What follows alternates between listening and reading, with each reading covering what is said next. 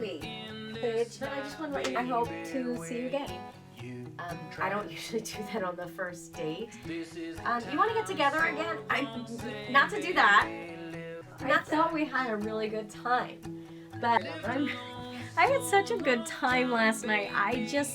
I'm really sorry for leaving all these voicemails.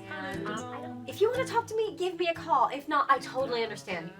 Well, I'm rolling out the dough right now, putting them in our pans so that we can make some apple pies. We're also going to be making some pumpkin pies today, as well as some whole wheat and some white breads. No, no matter what anybody tells you, I want you to know that I will always love you. You're my baby girl. Okay? I have to go. I promise I will always be here with you. Tonight before you go to bed, check under your pillow. I've left something for you, okay?